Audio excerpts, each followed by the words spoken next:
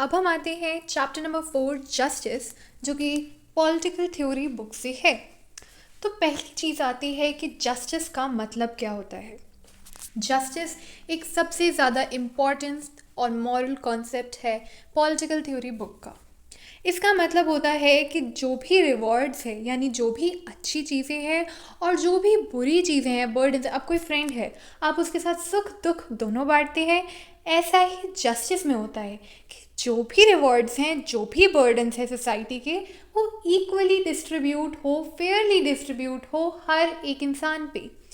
Not equally but Fairlie, जैसा उन्होंने किया है वैसे उनकी अकॉर्डिंग उनको फेयर तरीके से उनको जस्टिस प्रोवाइड किया जाए। It is not only about law and punishment. ये अगर मैं बोलूँ जस्टिस, तो आपको हमेशा क्या दिमाग में आएगा कि कोई इंसान जस्टिस मांग रहा है। It is not only that, लेकिन जो राइट्स, इक्वालिटी, लिबर्टी, फेयरनेस और ह्यूमन डिग्निटी, ये सारी वैल्यूज़ जब हम इंश्योर करते हैं हर एक इंसान के साथ, सो दैट इज़ जस्ट ट्रीटमेंट। अब आते हैं कुछ डायमेंशंस ऑफ जस्टिस पे। पहला है पॉलिटिकल जस्टिस, यानी जो पॉलिसी से, यानी फेयर ट्रीटमेंट जो हमें पॉलिटिक्स में करना पड़ता है। जैसे 1 पर्सन 1 वोट और 1 वैल्यू, यानी हर एक इंसान को एक ही वोट मिलेगी, दैट इज़ फेयर ट्रीटमेंट, और उसकी एक ही कीमत होगी। सब लोगों के लिए इक्वल पॉलिटिकल राइट्स होते हैं, फेयर होते हैं वो। फ्रीडम टू पार्टिसिपेट, वो इलेक्शंस लड़ना चाहते हैं या वोट करना चाहते हैं, डिसीजन मेक करना चाहते हैं, ये उन सबको फ्रीडम प्रोवाइड कर जाती है। सो that is political justice.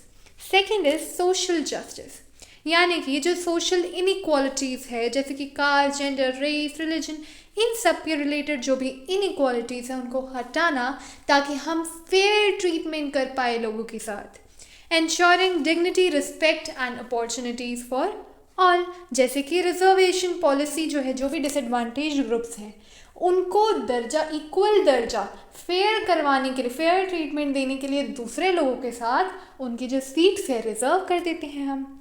Third is economic justice, यानी जो वेल्थ, यानी पैसा, ये जितने भी रिसोर्सेज हैं, इन सब का जब इक्वल डिस्ट्रीब्यूट करते हैं हम, रिच पुअर, इस वे में, so that is economic justice. और not only between rich and poor, maybe कहीं पे भी डिस्क्रिमिनेशन हो तो वहाँ पे भी इन रिसोर्सेज को इक्वली बांटना, यहाँ पे फेयर ट्रीटमेंट करना, that is economic justice.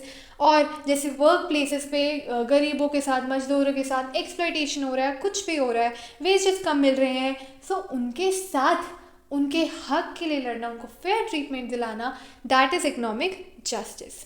Fourth is legal justice, यानी कि हर एक सिटीजन को लॉ से इक्वल प्रोटेक्शन मिलेगी, यानी अगर आपका राइट है तो ये दूसरे का भी राइट है, तो फेयर ट्रीटमेंट होगा।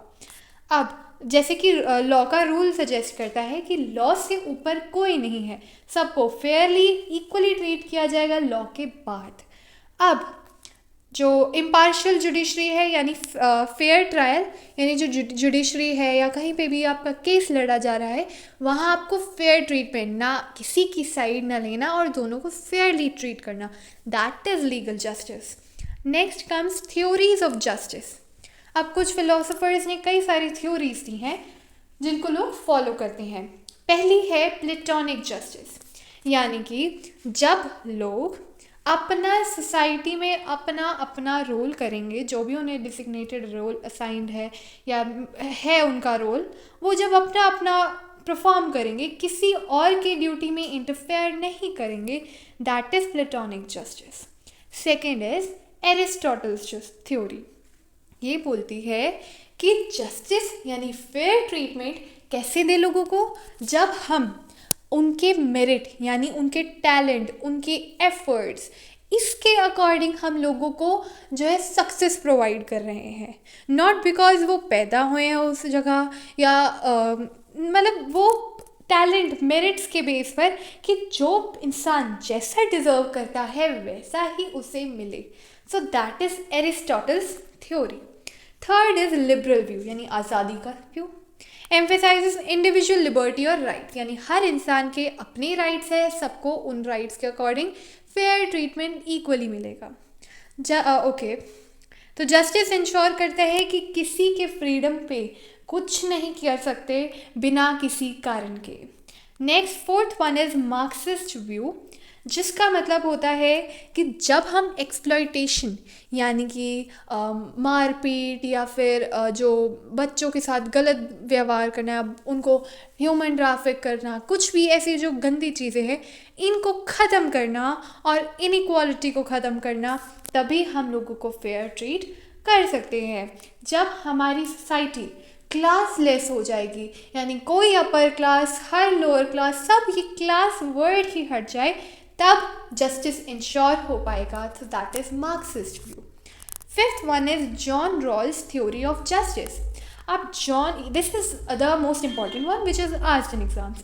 जॉन रॉल की थ्योरी कहती थी, उसका नाम था व्हील ऑफ इग्नोरेंस, ठीक है। तो ये कहती थी कि इमेजिन, ये आपको नहीं पता आप किस क्लास में पैदा होंगे, आप अमीर घर में पैदा होंगे या गरीब घर में पैदा होंगे, तो आपको नहीं पता आप कहीं पे भी पैदा होंगे, पर आपको डिसीजन लेना है कि कैसा, आप क्या अमीरों के लिए फ़ायदे वाला रूल जमाओगे या फिर सबके लिए इक्वल ट्रीटमेंट। यानी इमेजिन आप जानते ही नहीं किस घर में पैदा होंगे और अब आपको डिसीजन लेना है कि इक्वल ट्रीटमेंट होना चाहिए या नहीं होना चाहिए, फेयर ट्रीटमेंट होना चाहिए नहीं होना चाहिए।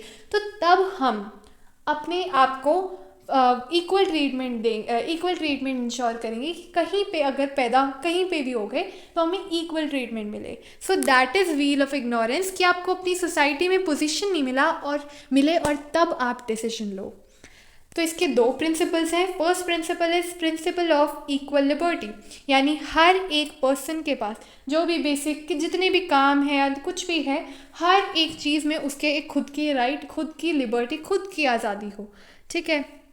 अब सेकंड इज डिफरेंस प्रिंसिपल, यानी इनइक्वालिटीज तब एक्सेप्टेबल है जब वो जब वो वीकेस्ट सेक्शन के लिए है।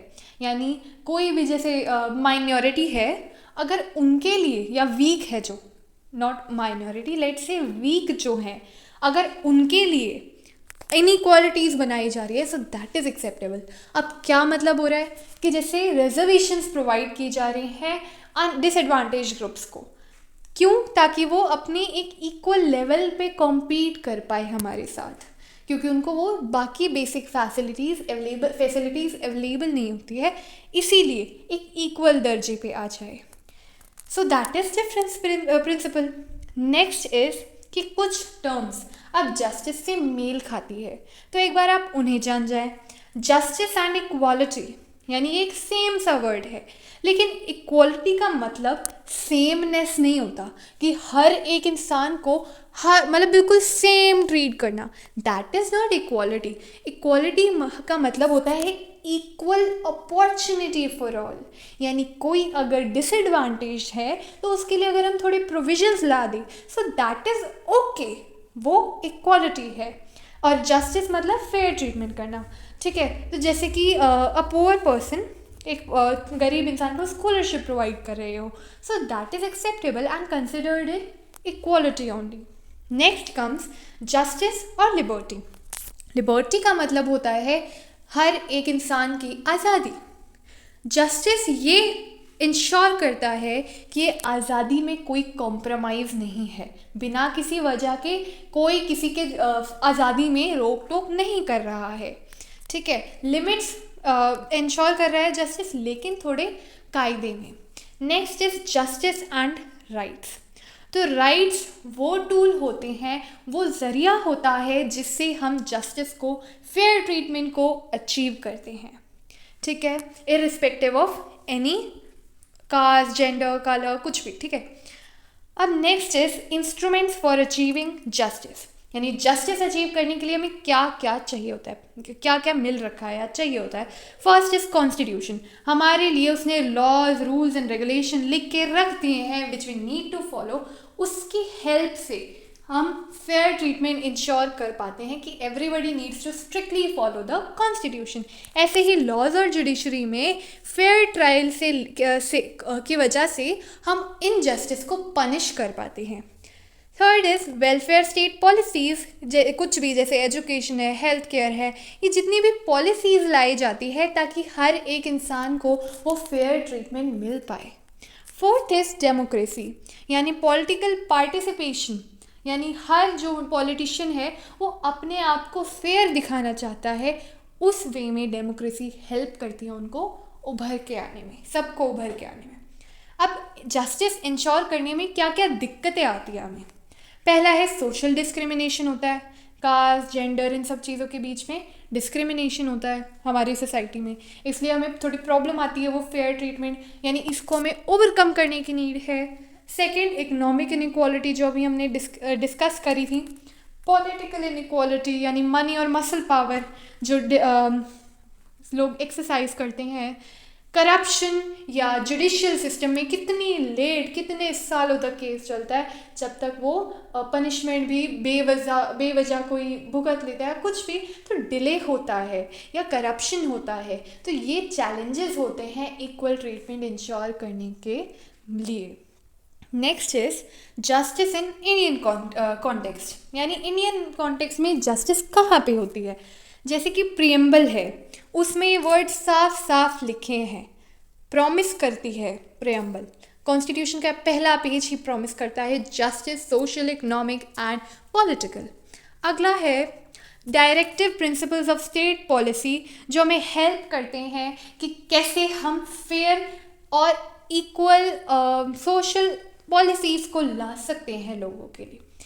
थर्ड इज़ रिजर्वेशन पॉलिसीज़, जैसे जो लोअर क्लास होता है, जो मतलब नॉट लोअर क्लास बट जो डिसएडवांटेज ग्रुप्स होता है या वुमेन होता है, कोई भी डिसएडवांटेज होता है, उनके लिए पॉलिसीज़ लाना ऐसे, जैसे स्कीम्स लाना, जैसे कि मगनरेगा या right to education act, right to food security, ये सब फेयर ट्रीटमेंट को, जस्टिस को प्रमोट करते हैं। ठीक है, so that's it for the chapter.